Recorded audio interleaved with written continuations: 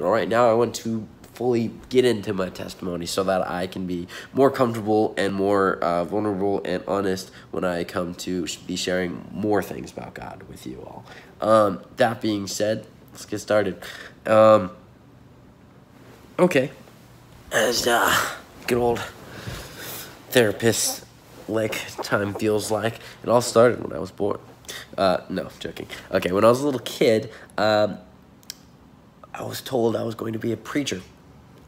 That's a lot of pressure. And I never actually wanted to be a preacher. I wanted to be an NASCAR driver, a pilot, a spaceman, a basketball player on the moon, anything that wasn't a preacher because it just didn't sound as exciting to me. Actually, though, when I was very little, about in third grade, and up until then, too, my mom was always sick. And always in and out of the hospital, always in and out of the doctor's office. I never knew what was wrong with her.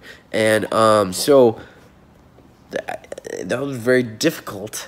And but you know, one thing that I've always saw though is that it didn't really matter what circumstance she had, she was always in a room praying every single day. And you know, people would call her asking for prayer and asking for advice and stuff like that. So I knew that my mom was a godly woman, and I knew that she was a godly example. Well,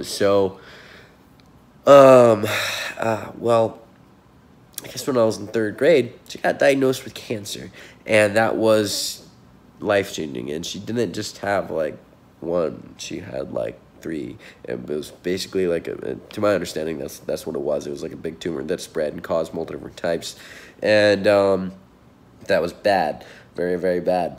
And so the rest of my life from third grade up until sixth grade was very rough because, you know, I would get off school and I'd go to the hospital and see my mom, go back to home, go to school in the morning, get off school, go to the hospital. And, you know, every day I would just kind of go to the hospital and see my mom slowly be less her, and be less engaging, be less talkative,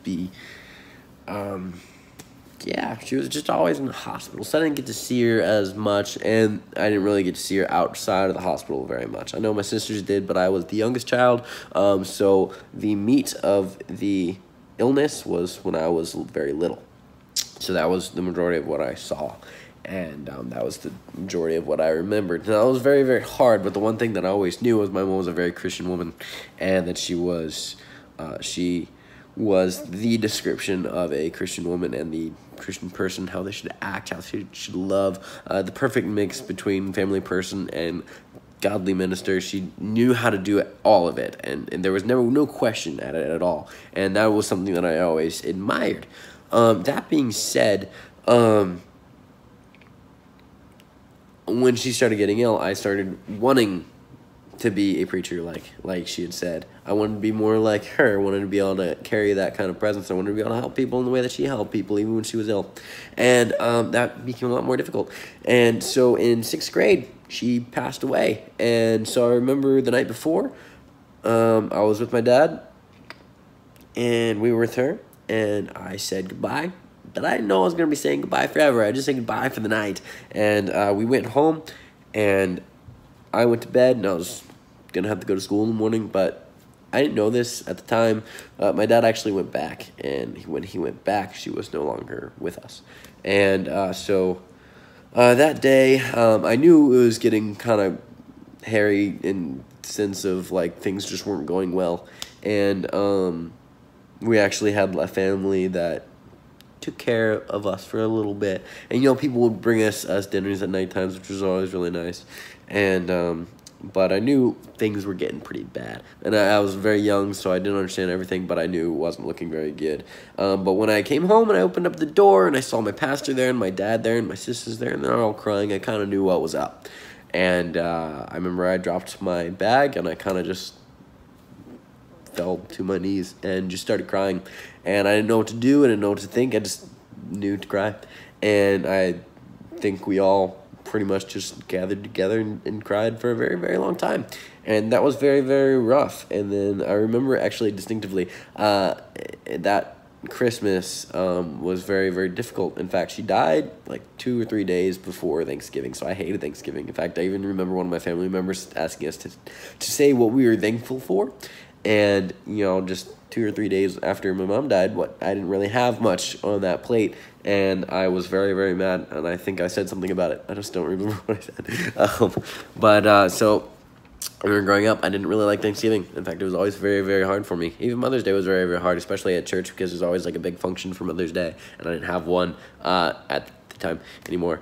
And so that was always very, very rough. So I remember in middle school, I became the damaged kid, and that was very rough. In fact, little kids are mean, because I would walk down the hallway and I would hear people say, I know he's upset, just when he's gonna cry. Like, we know, like, he's not the same person. Like, you can visibly see he's not the same person. And these are things that I would hear coming out from the kids who were sitting behind me, and that, like, made me sick. Like, if I had to cry, I was going to the bathroom. I was going to cry. But I wasn't going to do it in front of other people. I wasn't going to give them the satisfaction.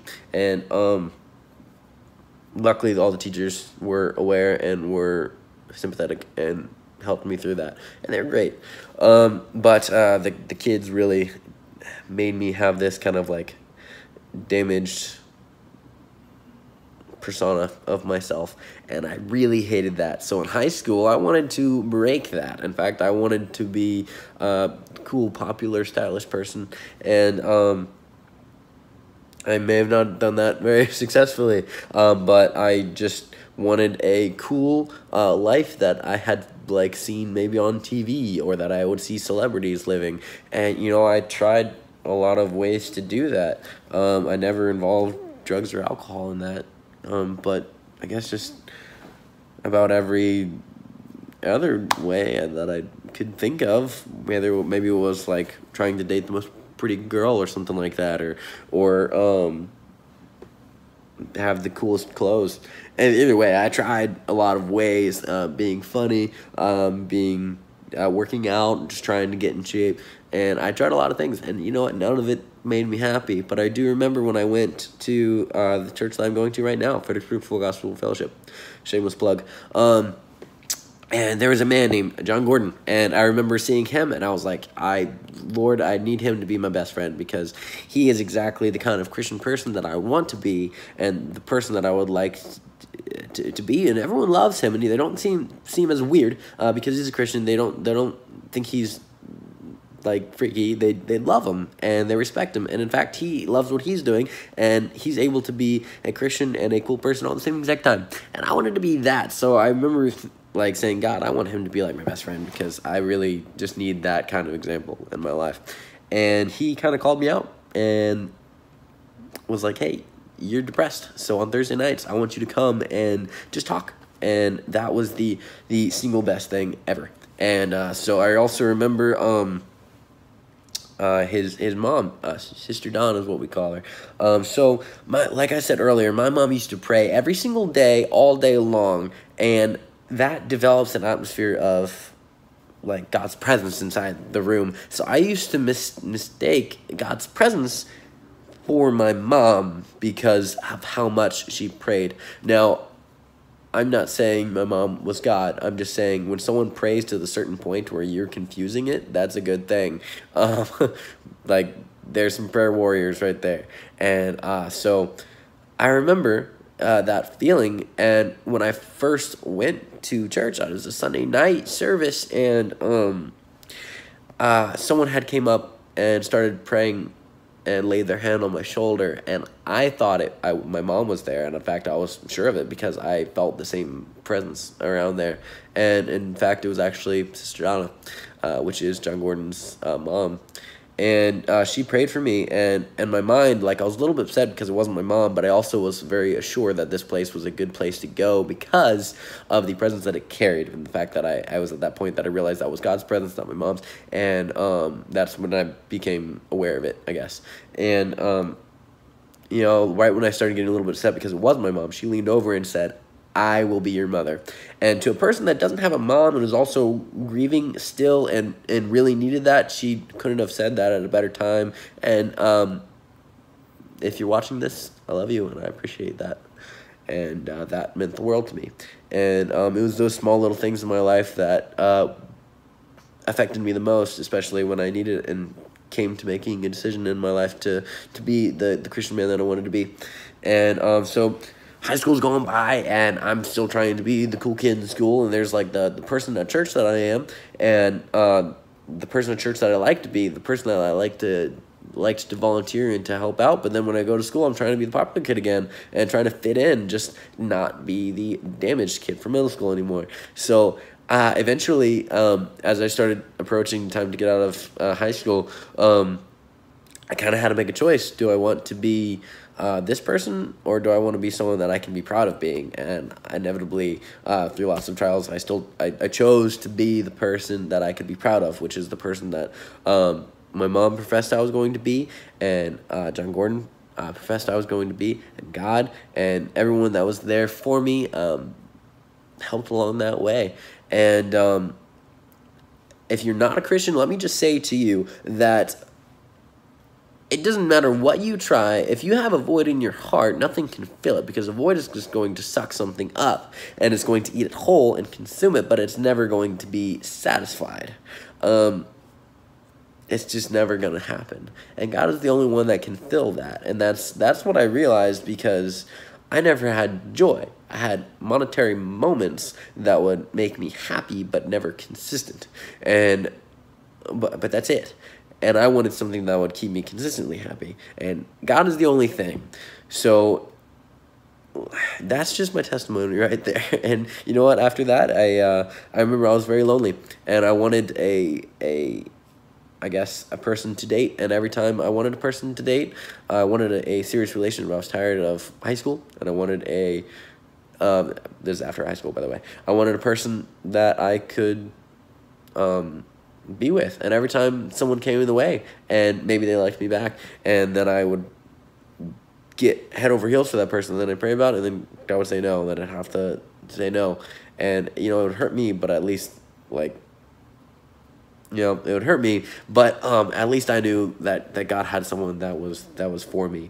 And let me tell you that I seen my wife walking through a restaurant, I won't say which, in fear of some sort of reason that I can't speak of another restaurant in a YouTube video. Anyway, I seen her walking through the building, but I didn't actually see her face. I just saw a girl with a jacket on and hood over, and I really wanted to get to know that person. And I remember just feeling a little check in my heart, and I was like, double take, but still can't see the person because big winter jacket. And so I remember seeing her walk through, and I remember going home, and I had a dream that night. And that night, the dream was, you know, I was kind of upset because I wanted a person to share my life with and to be with. And I saw all my other friends who were dating people. And I wasn't looking to date somebody. I was looking for someone that I could settle down with. And I knew I wasn't going to wait a long time. And so God gave me a dream. And in that dream, it was a person who was playing piano and worshiping in a not-so-well-lit apartment. And I remember in the dream, I walked through the apartment and just kind of stared and watched as I was just in awe of this beautiful person that is worshiping God. And so I started looking for that person. And literally, first day I met her, she actually was looking for someone who was funny. And because I was the only one that could make the manager laugh. And but she didn't know the face to the name. And so she met me, and she had commented on my pen and invited me to church. And what was funny was I was already very committed to my church, and but I did go that Sunday morning, and still had time to get back to my church for my service where I had to do words. And I remember she had a green sweater on, a gray t-shirt, blue jeans, and brown boots, and reddish blonde hair, and she was the most beautiful person in the world. And you know, when you wait for what God has for you, then God blesses you with everything and anything, and just exceeds your wildest imagination. So whoever may be blessed by this, maybe you're not a Christian, maybe you are, I hope that has blessed you, and in Jesus' name, amen. So you guys have just a good evening, and I'm glad I got to share my testimony. I hope it helps somebody, or maybe witnesses some people, and I'll be making more God-involved videos soon. Everyone, take care.